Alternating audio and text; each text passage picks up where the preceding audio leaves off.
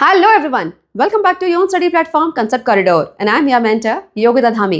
So आज हम करने वाले हैं आपके सोशल साइंस को simplify by solving all the questions of chapter number 11 that is from barter to money. इस चैप्टर का वन शॉट ऑलरेडी अपलोड हो चुका है. In case you have missed it, link is there in the description. वहां पे जाके पहले इसको चेक कर लो and then come for these questions. यहाँ पर हम सॉल्व करेंगे सारे क्वेश्चन जो दिए हुए हैं लेट्स एक्सप्लोर में या फिर eight the end of the chapter that is in the heading questions and activities, so that you get a proper idea कि एक परफेक्ट आंसर कैसे लिखा जाता है जिससे कि आपको फुल मार्क्स मिल सकते हैं. ठीक है, चलो स्टार्ट करते हैं वीडियो को with first question given in page number 232. Think about it में क्वेश्चन दिया हुआ है, what are the different types of difficulties you encountered in the situation above. कौन सी सिचुएशन की बात हो रही है? अगर चैप्टर पढ़ लिया है और वन शॉट देखा है तो पक्का पता होगा, right? Story of farmer, barter in action. Clear? तो उस स्टोरी में हमें कौन कौन सी डिफिकल्टीज के बारे में पता पड़ा जो कि फेस करता है कोई भी ड्यूरिंग द बार्टर सिस्टम, वो आपको यहाँ लिखना है, राइट? अब स्टोरी लाइन में नहीं लिखना बेटा, यहाँ पर जो इकोनॉमिक्स में वर्ड यूज होते हैं उनके बेस पे लिखना है आंसर. ठीक है, देखो तो स्टोरी में हो क्या रहा था, फार्मर के पास सिर्फ एक ऑक्स था जो कि वो किसी को दे सकता था, राइट? तो प्रॉब्लम ये थी कि उसके पास एक ऑक्स है, दैट इज द कोइंसिडेंस, और उसको ढूंढना किसी ऐसे पर्सन को जिसको ऑक्स ही चाहिए. सो double coincidence problem, right? The first thing was double coincidence. The second thing was divisibility. उसको तीन चीजें चाहिए थी ना, स्वेटर, मेडिसिन एंड शूज. तो वो ऑक्स को तीन अलग अलग लोगों में डिवाइड नहीं कर सकता था, तो problem of divisibility, right? So that was the issue. उसके बाद नो स्टैंडर्ड वैल्यू, उस ऑक्स के बदले उसको कितने वीट्स ऑफ बैग मिलने चाहिए, इसका कोई फिक्स स्टैंडर्ड थोड़ी है. कोई बोलेगा 20, कोई 25, कोई 15, हर जगह बार्गेनिंग होगी, right? So no standard value. उसके बाद और क्या हो सकता है? पोर्टेबिलिटी. बेटा इतने बड़े ऑक्स को हर जगह लेके जाना, और मान लो ऑक्स छोड़ दो, उसको व्हीट बैग मिले तो वो भी तो भारी होते हैं, उसको लेके जाना. So portability issue. Clear? And the last thing was durability. कभी भी हम पेरिशेबल आइटम जो कि खराब हो सकते हैं उसका एक्सचेंज करते हैं तो उनको स्टोर करना बड़ा प्रॉब्लम है, राइट? वो कितना ड्यूरेबल रहेंगे, कितने लंबे टाइम तक चलेंगे. सो दैट इज द इशू. ठीक है, प्रॉपर टेबुलर फॉर्म में मैंने लिख के दिया हुआ है. Perfect answer for your notebook. देखो डबल कोइंसिडेंस ऑफ वांट, एक एग्जांपल यहाँ पे लिख लो आप, उसका explanation. Must find someone who need an ox and has what you want. Next, no common measure of value. It is very hard to decide how many bags of wheat for one ox. इन दोनों में से एक ही लिखना, otherwise बहुत long answer हो जाएगा. ठीक है, दूसरा एग्जांपल दिया हुआ है, how many bags of wheat for one pair of shoes. So any one you can right. Next, divisibility, he can not split an ox for sweater for shoes, right? Next is portability. It is hard to carry too many bags of wheat at different places. Clear? And last is durability. Wheat rots and cannot be stored for long time. So durability is the issue. Clear? So perfect answer for your notebook. और इसे tabular form में लिखोगे तो full marks मिलने के chances होते हैं. Clear? चलो आगे चलते हैं. Next question given in page number 233. What are the instance of double coincidence of wants in the above example? Okay बेटा सेम वही स्टोरी, अब उसमें पूछा हुआ है कि डबल कोइंसिडेंस के और कितने इंस्टेंस आ रहे हैं. अब एक तो मैंने आपको समझा दिया कि फार्मर के पास ऑक्स और उसको ऐसे किसी पर्सन को ढूंढना है जिसको ऑक्स ही चाहिए, राइट? और उसके बदले वो उसको व्हीट दे सके. सो this is double coincidence here. उसके अलावा डबल कोइंसिडेंस कहीं और लग रहा है क्या आपको? यस बेटा, उसको अगर सपोज शूज लेने हैं, अब उसने व्हीट ले लिया ऑक्स के बदले, तो अब शूज वाला ऐसा होना चाहिए जिसको व्हीट ही चाहिए, तभी वो उसको शूज देगा. अगर मान लो कोई ऐसा कॉबलर है जिसके पास शूज तो हैं लेकिन उसको व्हीट नहीं चाहिए, उसको राइस चाहिए, तो फिर कैसे होगा वहां पर? फिर बार्टर सिस्टम नहीं हो सकता, राइट? तो अब यहाँ पे डबल कोइंसिडेंस क्या है? फार्मर है उसके पास व्हीट है और कॉबलर को भी व्हीट ही चाहिए, तब जाके वहां पर बार्टर होगा. सेम ऐसे ही मेडिसिन वाले के पास भी, सेम ऐसा ही आपका स्वेटर वाले के पास भी. ठीक है, सो यही तीनों इंस्टेंस यहाँ लिख सकते हो. सो double coincidence of want means both the parties must want exactly what the other has. जो किसी एक के पास है वही दूसरे को भी चाहिए. Double coincidence. और instance in the story, first the farmer needs wheat bags, so must find a seller who also want ox. तो ऐसा सेलर जिसके पास व्हीट हो और उसको ऑक्स चाहिए एक्सचेंज में, तब. Next, the farmer needs shoes. तो अब ऐसा उसको कॉबलर चाहिए जिसके पास शूज हो और बदले में व्हीट ही ले, right? So find a shoemaker who also need wheat. Next, farmer needs sweater. So must find a sweater maker who needs again wheat. है ना, उसके पास स्वेटर तो है लेकिन उसको फिर अगेंस्ट वीट ही चाहिए। Next is farmer needs medicine, so must find medicine seller who also want wheat. तो बेटा आंसर लंबा लग रहा है लेकिन बहुत इजी है, यहां पर आपको सिर्फ ये चेंज करना है, मस्ट फाइंड शू maker, must find sweater maker, must find medicine, right, medicine seller. बाकी सारे के सारे लाइन एग्जैक्टली सेम है, हम यहाँ पर नंबर ऑफ इंस्टेंस बता रहे हैं इसलिए यहाँ पे आंसर थोड़ा बड़ा लग रहा है आपको, ठीक है। So all these are extremely difficult to arrange simultaneously, है ना, this is why barter was so inconvenient. Clear, चलो चलते हैं आगे। Next question, page number 233। In the situation given above, again वही सिचुएशन की बात हो रही है ना। So in the situation given above, what are the cases where you could encounter the lack of common standard measure of value? Common standard measure of value मतलब जहां पर कितने में कोई चीज एक्सचेंज होगी इसका कोई स्टैंडर्ड नहीं है। जैसे मैंने ऑक्स के लिए आपको बताया था, ऑक्स के लिए 20 bag of wheat, 15 bag of wheat, 22 bag of wheat, कुछ भी मिल सकता है डिपेंडिंग कि ऑक्स का साइज क्या है, डिपेंडिंग सामने वाला कितना बार्गेन कर सकता है, राइट। तो इसके अलावा और कहां पर आपको पता पड़ रहा है कि भाई ये कॉमन स्टैंडर्ड वैल्यू जो है मीट नहीं हो रही? हर जगह पर अगर मान लो उसको व्हीट बैग मिल गए, मान लो 15 मिले, है ना, अब वो स्वेटर वाले के पास जाएगा तो स्वेटर वाला हो सकता है उसको बोले कि भाई मुझे 2 व्हीट बैग चाहिए, हो सकता है बोले 1 व्हीट बैग चाहिए, है ना, और हो सकता है उसकी एक्चुअल जो वैल्यू है वो सिर्फ हाफ व्हीट बैग की हो, तो कोई स्टैंडर्ड वैल्यू नहीं है। सेम ऐसा ही मेडिसिन के पास भी होगा और सेम ऐसा ही कॉबलर के पास भी होगा, ठीक है। तो वही एग्जैक्टली वही 3 सिचुएशन दोबारा यहां पे लिखेंगे। How many bag of wheat for 1 ox, so no standard value. How many bags of wheat for 1 pair of shoes, how many wheat bags of wheat for 1 sweater. There is no fixed answer, both the parties would disagree due to different opinions, है ना। देने वाला बोलेगा नहीं नहीं मैं एक ही wheat bag दूंगा, दूसरा बोलेगा नहीं नहीं मुझे 2 ही चाहिए। सो आर्ग्यूमेंट हमेशा होगा वहां पर, right. So without a common measure like money और rupee, every exchange requires a separate negotiation making the trade very slow and often unfair, right. अगर स्टैंडर्ड मनी या रुपी इन्वॉल्वमेंट नहीं है तो ऐसे केस में बहुत आर्ग्यूमेंट होगा, बहुत निगोशिएशन होगा, हम बार्गेनिंग बोलते हैं ना, बार्गेनिंग होगी और उसमें होगा क्या, जो ट्रेड है बहुत धीरे हो जाएगा। Clear, got it. चलो स्क्रीनशॉट ना ले लो। Next question given in page number 234। Again, what are the different ways in which money would make the above situation easier for the farmer. बेटा अगर यहाँ पर बार्टर की जगह मनी का इन्वॉल्वमेंट होता तो फार्मर की सिचुएशन ईजी होती क्या? ऑफ कोर्स ईजी होती, है ना। अब लेकिन इस क्वेश्चन का आंसर लिखने के लिए पहले आपको वो प्रॉब्लम पता होनी चाहिए, तब जाके इसका एग्जैक्ट आंसर आप लिख पाओगे, राइट। देखो सबसे पहली प्रॉब्लम थी डबल कोइंसिडेंस की, राइट।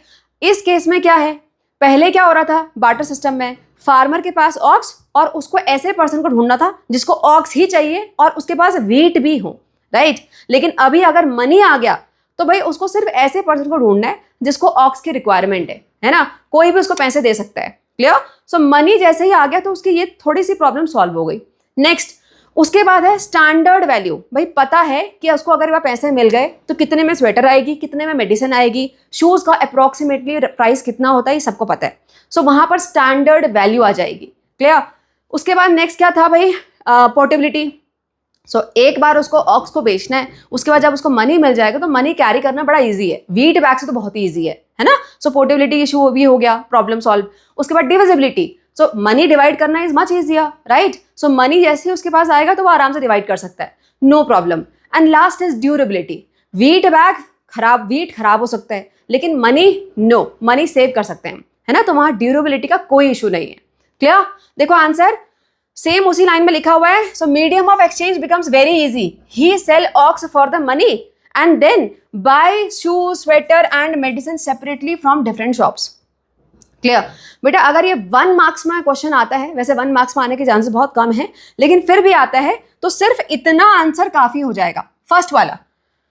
क्लियर। लेकिन ये मैंने बताया क्वेश्चन 1 मार्क्स में नहीं आएगा, आएगा तो 2-3 मार्क्स में आएगा, ठीक है। सो आगे देखो, अब ये आपको मिल गया, मीडियम ऑफ एक्सचेंज इजी हो गया। Next is common measure value. So everything is priced in rupee, सब कुछ शू है, स्वेटर है, मेडिसिन है, सब कुछ का एक फिक्स्ड प्राइस है, तो everything is priced in rupee. So comparison is very easy, है ना। Next divisibility, money can be divided into smaller units, right. Next portability, money carrying money is easier. Clear? Next, durability, money doesn't rot और spoil like wheat, so it can be stored for a long time. Clear? बस इतने points में answer लिखो, आपका answer बिल्कुल perfect. हमें clear? चलो चलते हैं आगे। Next question given in page number 236. The illustration above show you some of the ways in which people practice barter today. Have you ever observed similar practice in your locality? What are the types of experiences people have in this process? Okay, बेटा यहाँ पर वो जो हमने barter still exists today है ना, उसमें कुछ सिचुएशन देखी थी, वही उसी के बेस पे क्वेश्चन है। सो आज के टाइम पे बार्टर सिस्टम अगर आपने कहीं देखा है तो you can write down about that and what are the type of experiences also, है ना। तो एक्सपीरियंसेस के लिए हम 1 और 2 लाइन में आंसर खत्म करेंगे। यहाँ पर have you ever seen in your locality, तो आप जो वो वेंडर्स आते हैं बर्तन लेके घर घर और फिर पुराने कपड़े लेके जाते हैं, एक वो इंस्टेंस लिख सकते हो, है ना। उसके अलावा स्किल एक्सचेंज बहुत होता है, right, so you can write down that. उसके अलावा सम दीज मेला जो लगते हैं, जून बिल मेला एक एग्जाम्पल था, है ना, उसी टाइप के और भी मेले लगते हैं नॉर्थ ईस्ट में, जहाँ पर लोग जाके जो गुड्स हैं उनको एक्सचेंज करते हैं। मान लो किसी के फार्म में बहुत सारे अदरक हो रही है ना, तो वो अदरक लेके जाएंगे उस मार्केट में और किसी दूसरे से कोई दूसरा सामान ले लेंगे, you know, in the exchange. Clear? So this type of answer you can right and yes, book exchange is also one of the example. तो सारे लिखने की जरूरत नहीं है, राइट डाउन एनी 2 और 3 फॉर दिस, क्योंकि ये 2 मार्क्स में ही आएगा। ठीक है, देखो, yes, barter practice still exists today in many forms. First one, old cloth for utensil, you know that, है ना। तो वेंडर घर घर जाते हैं, vendor come to home offering new steel vessel in exchange of the old cloth or fabric. Next, book exchange होता है, तो people exchange book they have read for the one they haven't, है ना, जो पढ़ लिया उसको एक्सचेंज में किसको दूसरी बुक ले लेंगे। Next, local produce exchange, so in tribal और village areas of Manipur and North East India what happens, people exchange vegetable, fish और farm produce during the weekly bazaars. Weekly बाजार लगते हैं और वहां पर वो एक्सचेंज करते हैं सामान को। इसके अलावा स्किल एक्सचेंज भी है, so you can write down any 2 और 3 हियर। ठीक है, नेक्स्ट यहाँ पे देखो, what are the type of experiences. Experience कैसे होंगे? ऑब्वियसली अच्छे होंगे, पैसे बच रहे हैं यहाँ पर, है ना। तो अगर मनी खर्च ना हो और सामान मिल जाए तो इससे बड़ी खुशी की बात क्या हो सकती है? Yes, so they feel happy because they are saving money. उसके अलावा अगर इस वाले केस में देखो, फर्स्ट और सेकंड वाले में, तो बेसिकली जो पीपल हैव, मान लो उन्होंने कोई बुक रीड कर ली, है ना, या फिर उनके पास पुराने कपड़े हैं, so they are of no use, right. सो अगर वो घर से चला जाए, उसके बदले कुछ अच्छी चीज मिल जाए, तो एक तरह से क्लटर फ्री हो गया ना घर, so that is again a good thing, right. Now is there any problem also? Of course yes बेटा, यहाँ पर हम चीज़ों को एक्सचेंज कर रहे हैं। एक्सचेंज कब हो सकता है? डबल कोइंसिडेंस प्रॉब्लम, जो आपके पास है वो सामने वाले को चाहिए। मान लो आपने एक बुक कोई रीड करी, तो अब ऐसे किसी पर्सन को आपको ढूंढना पड़ेगा कि जिसको वही बुक चाहिए जो आपने पढ़ ली, राइट, और उसके पास वही बुक है जो आपको चाहिए। So problem of double coincidence. ठीक है, देखो answer, people experiences benefit like saving money and clearing the unwanted goods, यानी clutter free. Next, but also challenges like finding the right exchange partner. Clear? Understood? चलो चलते हैं आगे। Next question, question page number 237. Suppose you need to buy a book. You have 50 rupees in your pocket. You visit a bookshop in your neighborhood where the shopkeeper tells you that book is worth rupees 100. What options do you have to buy the book today? बेटा ये question है आपको deferred payment का concept समझाने के लिए, right. Deferred payment मतलब जहाँ पे एक स्टैंडर्ड वैल्यू हो, यानी फिक्स्ड वैल्यू हो, और उसके बाद पेमेंट में डिफरेंस आए तो कैसे सेटल किया जाता है ना। तो यहाँ पर 50 रुपीज़ आपके पास है, बुक 100 रुपीज़ की है, तो पता पड़ रहा है कि डिफरेंस 50 रुपीज़ का आ रहा है, तो आप कैसे सेटल करोगे? क्या कर सकते हो? बुक वहाँ पर अगर आप मान लो बुक शॉप पे खड़े हो, सबसे इजी, मान लो आप बुक शॉप पे गए और आपके पास फ़ोन भी है। अगर आपके पास फ़ोन है तो आप सीधे यूपीआई करोगे, राइट। अगर मान लो आपके फ़ोन में बैंक अकाउंट डिटेल यानी यूपीआई नहीं है, तो आप पेरेंट्स को फ़ोन कर सकते हो, राइट। उनको बोलोगे कि हम एक क्यूआर कोड भेज रहे हैं, फोटो आप 50 रुपीज़ में डाल दो। आजकल सबसे ज़्यादा यही चलता है। क्लियर? उसके बाद मान लो फ़ोन भी नहीं आपके पास, तो आप मान लो आपके पास कोई फ्रेंड है, तो बोलोगे 50 रुपीज़ तू दे दे अभी आज के लिए, है ना। और मान लो अकेले ही गए, बिना फ़ोन के गए, तो फिर क्या बोलोगे? अंकल हम 50 रुपीज़ कल दे देंगे। सो क्या करा आपने? क्रेडिट में बुक ले ली, क्योंकि पता है कि डिफर्ड पेमेंट 50 रुपीज़ का है, कल आके दे देंगे। क्लियर? अंडरस्टूड? देखो सिचुएशन क्या हो सकती है। Option available, first is using UPI और डिजिटल पेमेंट। अगर फोन में है तो अच्छी बात, otherwise parents. So payment link to the parents account if permitted, और I can send the QR code pic to the parents and ask them to send the money. उसके बाद ask parent और friend to lend the remaining 50 rupees, अगर friend साथ में है तो। और लास्ट में request the shopkeeper to allow the deferred payment, pay ₹50 now and 50 later. This is possible because money serves as a standard of deferred payment. यहाँ पे it is standard of deferred payment, हमें पता है कि exact इतना amount है, आपने credit पे बुक लेगे और नेक्स्ट दिन दे दोगे। क्लियर? सो आगे क्वेश्चन यहाँ पूछा भी हुआ है, will you request the shopkeeper to allow you to make the rest of the payment later? Yes of course, if it is required तो हम बोल सकते हैं, क्योंकि हम अगले दिन जाके वो 50 रुपीज दे ही देंगे। क्लियर? चलो चलें आगे। Next question given in page number 239। The coins shown in figure 11.12 were found during excavations in Pudukkottai in Tamil Nadu. Their heads embossed are those of Roman kings. What conclusions can we draw from such findings? बेटा इन coins की बात हो रही है। ये coins जो कि जिसमें दिख रहा है कि ये रोमन गॉड्स हैं, so obviously Roman gold coins हैं। कहाँ से मिले? During excavation from Pudukkottai Tamil Nadu. अब इनसे आपको क्या समझ में आ रहा है? What conclusion you can draw? बेटा देखो, दूसरी कंट्री के गोल्ड कॉइन इंडिया में आके मिल रहे हैं, तो ये प्रूफ है कि इंडिया में ट्रेड होता था, फॉरेन से लोग आके सामान खरीद के लेके जाते थे। अब गोल्ड कॉइन अगर यहाँ आए तो कुछ खरीदा होगा तभी तो गोल्ड कॉइन दिए होंगे, है ना? तो India was very active in trade with the foreign countries. दूसरा, India was exporting the stuff. Gold coin यहाँ है, इसका मतलब सामान बाहर गया होगा, तो एक्सपोर्ट बहुत अच्छा होता था। दूसरा, ये मिला है तमिलनाडु में, पुदुकोट्टाई में, यानी southern India was quite active in the trade. Again a proof. ठीक है, तो कैसा आंसर लिखना देखो, these coins are the proof of international commerce, international trade, right?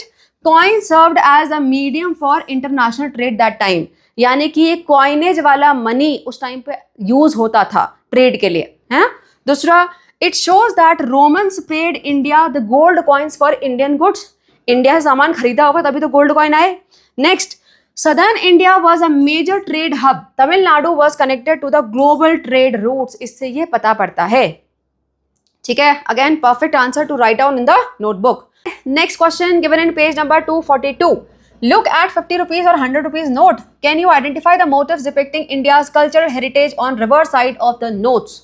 Find out more about them. पहले नोट्स को देखते हैं। 50 rupees, 100 rupees, reverse side, cultural heritage, motifs. Motifs क्या होता है? जो यहाँ पर ये पिक्चर्स या फिर जो शेप प्रिंटेड होते हैं नोट्स में, उनको बोलते हैं, राइट? अब 50 रुपीज नोट्स में जो ये पिक्चर दिख रही है आपको, कहाँ की है? This is the chariot of Hampi, Karnataka में है। बेटा पहले के टाइम पे विजयनगर एम्पायर होता था, अब कभी 8th क्लास में हिस्ट्री में पढ़ोगे, तो वहां पर विट्ठल टेम्पल था, उसके अंदर है ये स्टोन का चैरियट, रथ। यूनेस्कोस वर्ल्ड हेरिटेज साइट है, वो प्रिंटेड है यहाँ पर।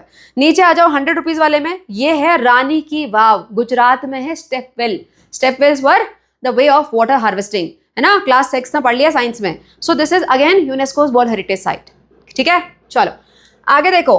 Feel the surface of the note. What special features of currency notes help visually impaired persons to identify the notes denomination? बेटा इसका आंसर रटने की जरूरत नहीं है।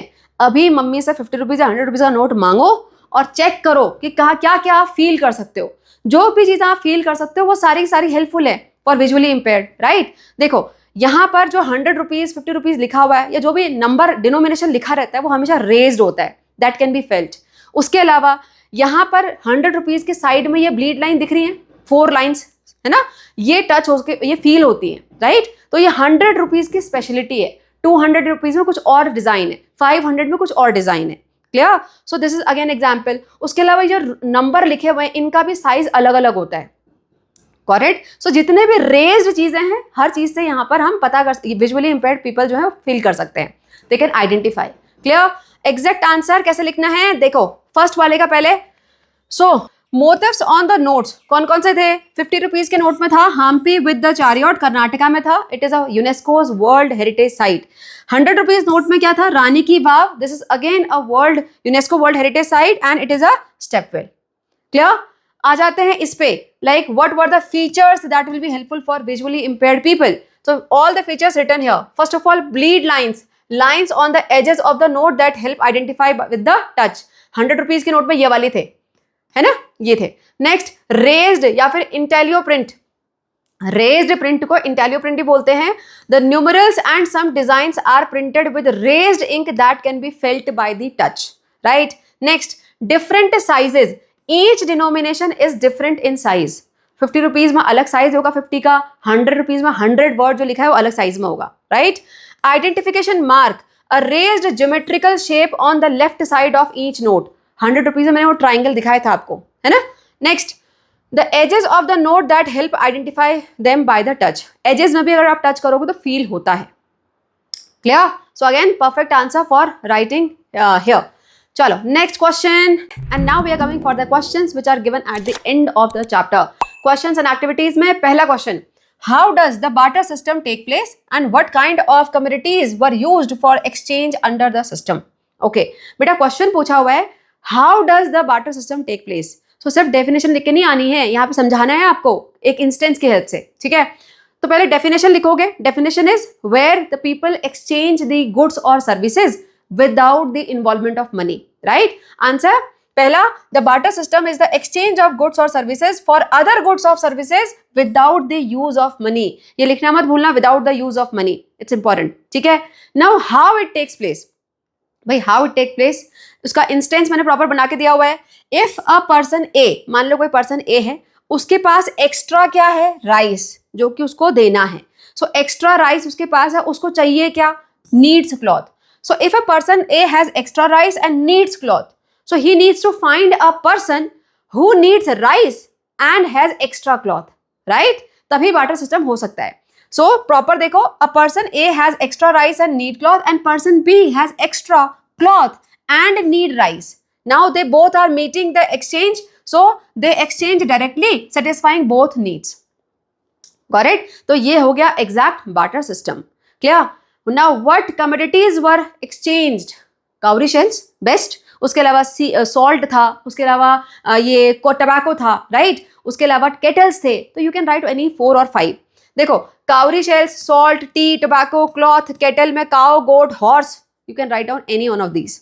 ठीक है, एटलीस्ट 3-4 याद कर लेना. करेक्ट. चलो moving for the next question here, what were the limitation of the barter system. बेटा ये क्वेश्चन हमने ऑलरेडी कवर कर लिया था. राइट. वहां पर मैंने प्रॉपर ये टेबल बना के दिखाया था आपको. 5 problems. First, double coincidence, no common standard, divisibility, portability and durability. और उन्हीं का एक एक एग्जाम्पल यहाँ पे लिखना है. वैसे अगर आपके टीचर वो पहले वाला करवा देंगे तो ये फिर करने की जरूरत नहीं पड़ेगी. एग्जैक्ट सेम आंसर है. ठीक है, चलें आगे. Third question, question number 3, what were the salient features of ancient Indian coin. बेटा एंशिएंट इंडियन कॉइन जहां से मेटेलिक मनी की स्टार्टिंग हुई थी, जो राजा महाराजा वो रिलीज करते थे, उसके बारे में पूछा हुआ है ना. तो उसके कुछ फीचर्स आपको बताने हैं. सबसे पहला, कौन रिलीज करता था, कौन मिंटिंग करवाता था, जो रूलर, जो किंग होगा. उसके अलावा किससे बनते थे, तो आप वो लिख सकते हो गोल्ड से, सिल्वर से, या फिर कुछ एलॉय से, जिसको कि पानाज या कृष पानाज बोलते थे, है ना. और उसमें जो सिंबल्स होते थे उनको रूपास बोला जाता था. सिंबल दोनों ही साइड उनकी पंचिंग होती थी. Right. So these are some common features that you can mention here. At least 4 आपको पता होने चाहिए. ठीक है, देखो पहला, issued by the rulers, each kingdom had its own coinage. जो अगर स्ट्रॉन्ग किंगडम होगा तो फिर वो बहुत दूर दूर तक एक्सेप्ट होते थे, मतलब बियॉन्ड किंगडम भी वो एक्सेप्ट हो जाते थे. Right. So powerful rulers coin were accepted across the kingdom, made from precious metal, gold, silver, copper and their alloy. These were called कृष्पानाज या फिर पानाज. नेक्स्ट, दे हैड सिंबल्स, जिनको रूपास बोला जाता था, पंच्ड और इनग्रेव्ड ऑन देम, है ना. उसमें होते क्या थे, जो नेचुरल चीजें हैं या फिर नेचर मोटिव्स कह लो, animal, trees, hills, images of king, queens या फिर जो भी डाइटीज होंगे उस टाइम पे. ठीक है. नेक्स्ट, 2 साइड होते थे, ओवर्स जिसको कि हेड या फिर फ्रंट बोलते थे, एंड रिवर्स जो कि टेल या फिर बैक भी बोला जाता है. दोनों ही जगह अलग अलग डिजाइन होते थे. एग्जाम्पल में आप चौलकिया का दे सकते हो, जहां पर एक साइड में वराह था और दूसरे साइड में क्या था, परसौल. ठीक है, तो इतना आपको पता होना चाहिए. ये सारे के सारे पॉइंट लिखने की जरूरत नहीं है, राइट डाउन एनी 4. ठीक है, चलो चलते हैं आगे. Next, moving ahead, question number 4, how has money as a medium of exchange transformed over time. So बेटा इवोल्यूशन ऑफ मनी के बारे में यहाँ पूछा हुआ है, जो कि हमने टाइम लाइन से पढ़ा था चैप्टर में. अब यहाँ टाइम लाइन तो नहीं बना सकते, लेकिन आप डेट के साथ बता सकते हो कब क्या हमें मिला था, कैसे कैसे इवोल्यूशन हुआ था. राइट. अगर ये 1 मार्क्स में आ गया, मान लो अगर आ गया, तो just right down the flow chart, it will give you 1 marks. सबसे पहले बार्टर, फिर कमोडिटी मनी, फिर कॉइन्स, फिर पेपर मनी, फिर एटीएम, फिर डिजिटल मनी. लेकिन 1 मार्क्स में आने के चांसेस कम है। तो यहाँ पर आपको डेट के साथ पता होना चाहिए। बार्टर सिस्टम कब था? 6000 BCE में। कमोडिटी कब था? 1000 BCE। कॉइन्स कब थे? 600 BCE। ये तो बड़े इजी हैं, है ना? 6000, 1600 BCE में चल रहा है। इसके बाद हम आ जाते हैं CE में। ये कब था पेपर मनी? 1861 CE। ये कब था ATM? 1980 CE। और डिजिटल मनी 2016 CE। ऑलराइट, देखो पूरा टेबुलर फॉर्म मैंने दिया हुआ है। ये कब था? Barter system, goods for exchange for goods, 6000 BCE। 1000 BCE में काउरी शेल्स आ गए थे। 600 BCE में मेटल कॉइनेज आ गया। 1861 में ऑफिशियल पेपर मनी रिलीज हो गया था। 1980 में डेबिट कार्ड्स आ गए थे।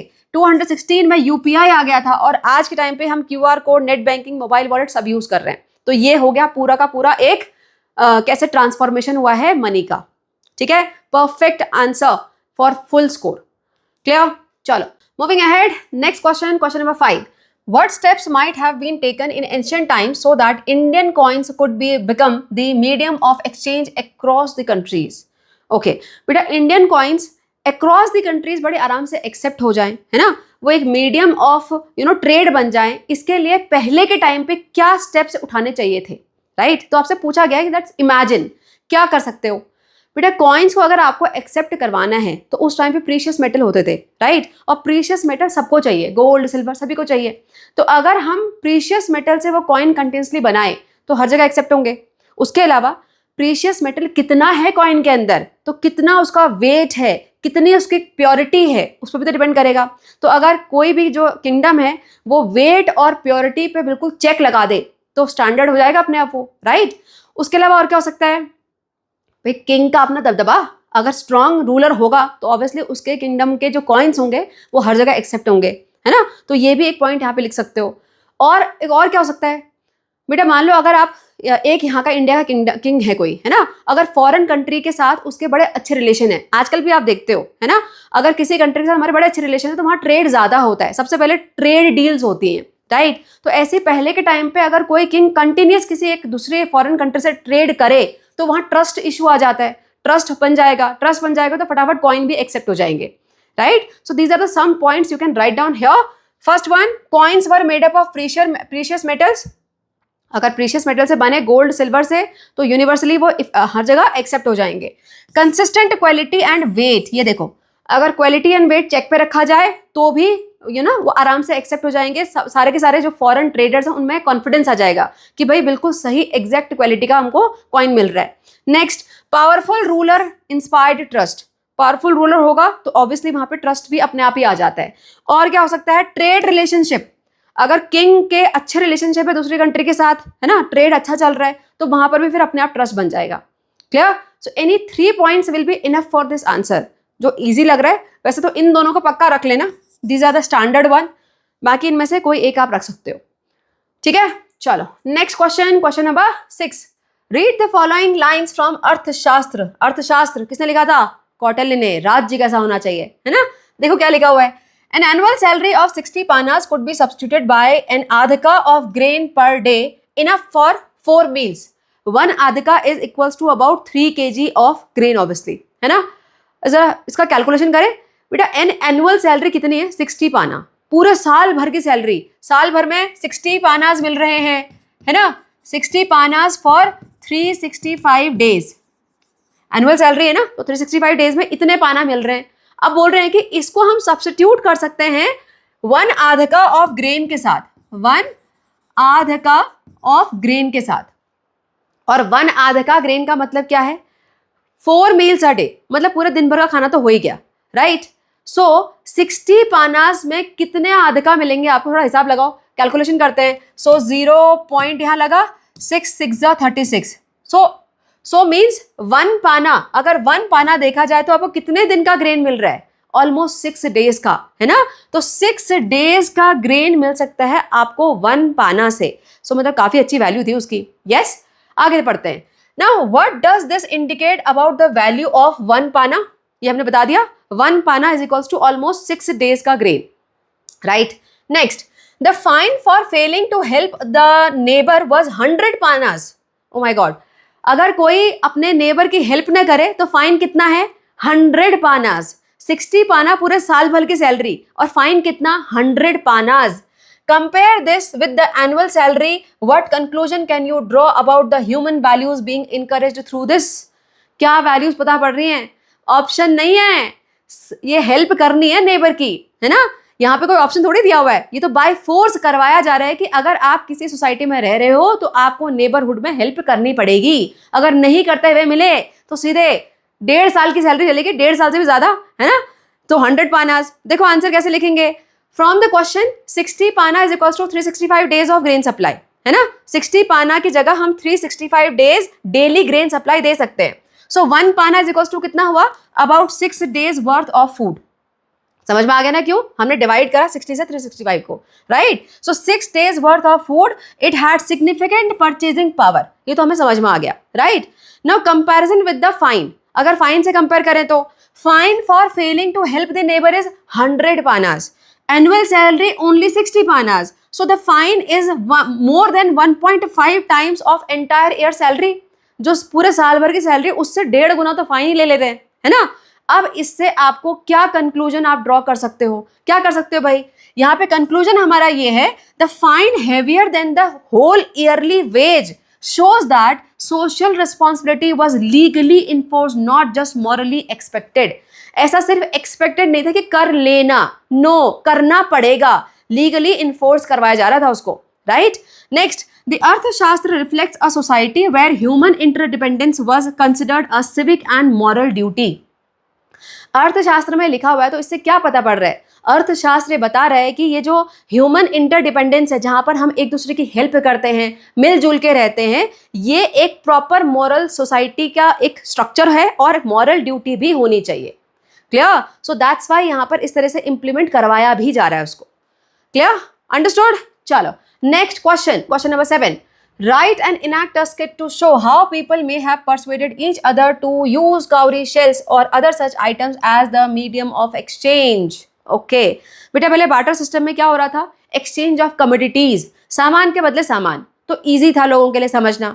लेकिन बाद में ये काउरी शेल पिक्चर में आ गए, यानी सामान के बदले वो शेल को एक्सचेंज किया जा रहा है। अब अगर पहली बार किसी को बोलोगे भाई तू सामान हमें दे दे और इनके बदले ये शेल उठा के ले ले, तो वो तो झटके में आ जाएगा, है ना? वो बोलेगा अच्छा मैं तुम्हें सामान दूं और तुम मुझे फालतू में शेल दे रहे हो, ये तो कोई भी उठा लेगा। यस बेटा, इसको समझाना है आपको इस स्किट के थ्रू। क्या समझाओगे बताओ? यहां पर आपको परसुएड करना पड़ेगा भाई ये काउरी शेल सिर्फ हम ही नहीं दे रहे हैं, ये पूरा का पूरा हमारा जो यहाँ पे सिस्टम है यानी कम्युनिटी है, सब जगह इसको as a medium of exchange माना जा रहा है। इनकी काउंटिंग हो सकती है, देखो काउरी शेल को काउंट कर सकते हैं, है ना? तो मान लो 1 वीट जो बैग है, 1 वीट का बैग है, उसके बदले मान लो 100 काउरी शेल फिक्स हो गए, तो वो एक स्टैंडर्ड हो गया ना, तो काउंटिंग करी जा सकती है। क्लियर? सो इन कुछ पॉइंट से आप यहाँ पे परसुएड कर सकते हो और स्किट भी बना सकते हो। देखो मैंने स्किट बना के दिया हुआ है यहाँ पर, देखो seen a market place, a farmer Ram wants fish and fisherman Shyam wants rice. ठीक है, तो राम और श्याम बेसिकली 2 पर्सन है जो कि यहाँ पे बार्टर सिस्टम करेंगे। ठीक है, सो राम ने बोला भाई श्याम को आई हैव एक्स्ट्रा राइस, मेरे पास राइस ज्यादा है, अब मुझे फिश चाहिए, तो क्या हम एक्सचेंज कर लें, है ना? अब मान लो यहाँ पे श्याम है, वो बोल रहा है लेकिन Ram I don't need rice right now, मुझे चाहिए लेकिन अभी नहीं चाहिए because my grain storage full, अभी मेरा पूरा स्टोरेज फुल है, मुझे अभी नहीं चाहिए, मैं कहाँ रखूंगा, है ना? तो यहाँ पर जो राम है बड़ा परेशान होकर बोलता है now how I will get the fish, I can't carry my whole harvest everywhere. वो देखो उतना बड़ा जो राइस का बैग है उसको लेके घूम रहा होगा ना, तो बोल रहा है मैं कहाँ कहाँ इस पूरे राइस बैग को लेके घूमूंगा, मुझे तो फिश चाहिए, right? Now Elder of village की एंट्री होती है, एक पर्सन है जो कि एंटर करते हैं स्किट में। अब ये बोलेंगे dear don't you know that people are using cowrie shell nowadays for exchange, है ना? As a common token of value, they are small, easy to carry, last long and everyone can count them. देखो सारे point बता दिए persuade करने के लिए। क्या क्या बोला? दे आर स्मॉल, यहाँ पर देखो उतना बड़ा वो राइस का बैग लेके घूम रहा है, तो उसको पता पड़ रहा है कि मुझे परेशानी हो रही है, तो उसको जैसे ही पता पड़ा है कि अच्छा कोई हल्की चीज है जो कि आप कैरी कर सकते हो, जिसकी वैल्यू है, तो ऑब्वियसली मानेगा, है ना? So they are small, easy to carry, last long, खराब भी नहीं होते हैं। अभी इसने बोला कि मेरा स्टोरेज फुल है, मैं और नहीं ले सकता, इसका मतलब वो खराब होने वाली चीज थी, राइट, पेरिशेबल आइटम था। लेकिन cowrie shell are not perishable item, वो खराब नहीं होंगे, so they can last long and everyone can count them, counting भी आ गई, right. So Ram you go and sell your rice for cowries, वो उसको सजेशन दे रहे हैं कि तुम राइस यहां मत दो, तुम राइस ऐसी जगह जाके दो जिसके बदले तुम्हें काउरी शेल मिल जाए, ठीक है। उसके बाद then buy fish from Shyam, cowrie shell ले आओ, उसके बाद कुछ काउरी शेल से को शाम को दो और उससे फिश लेके जाओ, राइट। सो बेसिकली इसे मनी में करते हैं। नाउ यहाँ पे शाम क्या बोलता है, बाय why should I accept shells, they have no food value. देखो जेन्युइन क्वेश्चन आ गया ना उसका, मैं क्यों शेल लूं भाई, उसके कोई फूड वैल्यू थोड़ी है। अब जिसको पता नहीं वो यही क्वेश्चन बोलेगा। तो एल्डर ने बोला because all of us in this village agree they have value. अगर सब लोग मान ले बेटा फिर तो पत्थर भी सोना है ना। तो यहाँ पर अगर सारे के सारे विलेजर्स बोल रहे हैं कि नहीं उनकी काउंटिंग मनी के हिसाब से काउंट होती है, तो फिर वो मानेगा, है ना। सो इसने बताया कि all of us in village are agreeing that they have value, that agreement is what makes them money. अगर सब लोग एग्री करें, पूरी कंट्री अगर एग्री करे एक पेपर का नोट वैल्यू है, तो वैल्यू है ना। 500 का नोट कोई फेंकता नहीं है, उसकी वैल्यू है। Yes, so a shell won't rot, you can carry 100 of them in your pocket and everyone will accept them. So Ram यहाँ पर एग्री हो जाता है और बोलता है let's try. Clear? So this way you can write down the skit here. Understood? चलो next question, question number 8. The RBI is the only legal source that prints and distribute paper currencies in India. ये आपको पता है? Only RBI is having the authority. To prevent illegal printing of notes and their misuse, the RBI has introduced many security features. Find out what some of these measures are and discuss them in the class. Okay बेटा काफी कुछ हमने already discuss कर भी लिया इससे पहले। अब यहाँ पर हम ये 500 के नोट के साथ सारा सिक्योरिटी मेजर्स पढ़ते हैं, ठीक है। देखो सबसे पहले यहाँ पे आता है वाटरमार्क। अगर आप नोट किसी भी नोट में देखो यहाँ पे एक ब्लैंक वाला एरिया दिख रहा है, राइट, ये ब्लैंक नहीं है, इसको आप लाइट की तरफ ऐसे पकड़ोगे तो आपको वहां पर गांधी जी का वाटरमार्क दिखाई देगा। Again security measure, so the Gandhi portrait watermark is visible when held up to the light, right. Next आता है माइक्रो लेटरिंग। इसका क्या मतलब है, जो ये गांधी जी का पोर्ट्रेट है अगेन यहाँ पर, और जो ये सिक्योरिटी थ्रेड है यहाँ पर बहुत माइन्यूट आपको आरबीआई या फिर जो डिनोमिनेशन है, जो भी यहाँ नोट में नंबर है 500 है 100 है जो भी है वो यहाँ पे लिखा हुआ दिखाई देगा, बहुत छोटा छोटा, ठीक है। So micro lettering. नेक्स्ट है सीरियल नंबर। यहाँ पर आपको एक alpha numeric code, alphabet and numbers, alpha numeric code मिलता है, ये यूनिक होता है। आरबीआई के पास पूरा डेटा होता है इसका, ठीक है। So unique alpha numeric code on every note to track and verify the authenticity. Clear? इसके अलावा आता है यूवी लाइट इफेक्ट। जो सिक्योरिटी थ्रेड है और जो सीरियल नंबर है, ये दोनों जब यूवी लाइट पड़ती है ये ग्लो करना स्टार्ट करते हैं, राइट। इसके अलावा रेज्ड या फिर इंटेलियो प्रिंटिंग। रेज्ड प्रिंटिंग हमने ऑलरेडी पढ़ लिया है। यहाँ पे गांधी जी का पोर्ट्रेट है, आरबीआई की सील है, ये सारे के सारे थोड़े रेज्ड होते हैं। इसके अलावा ये वाला पार्ट है ना, this is also raised. Next colour shifting ink. The numeral like 500 changes colour from green to blue when tilted. थोड़ा सा अगर आप इसको ऐसे ऊपर नीचे करोगे तो आपको कभी ब्लू कभी ग्रीन ऐसे चेंज होता हुआ दिखाई देगा, right. See through register, a floral design on obverse and reverse align perfectly when held to the light. बेटा यहाँ पे फ्लोरल स्ट्रक्चर दिख रहा है, इसको जब आप ऐसे लाइट में पकड़ोगे तो ओवर्स एंड रिवर्स दोनों साइड में बिल्कुल एक के ऊपर एक ये प्रिंटिंग है, राइट। सो ये सारे के सारे लिखने की जरूरत नहीं है। Write down any 4 in your notebook जो आपको आराम से पता है ना, याद भी ना करना पड़े, पहले से पता है, ठीक है। Moving ahead, next and the last question. Interview a few of your family members and local shopkeepers and ask them their preferences in making and receiving payments. Do they prefer cash और UPI, why? बेटा आजकल किसी से पूछोगे तो हर कोई UPI ही prefer करता है ना, क्योंकि फास्ट है, कौन इतना कैश कैरी करेगा। लेकिन अगर आपके फैमिली में कोई एल्डर्स हैं, जैसे लेट्स से दादा दादी हैं, नाना नानी हैं, उनसे पूछोगे so they will prefer cash only. Why?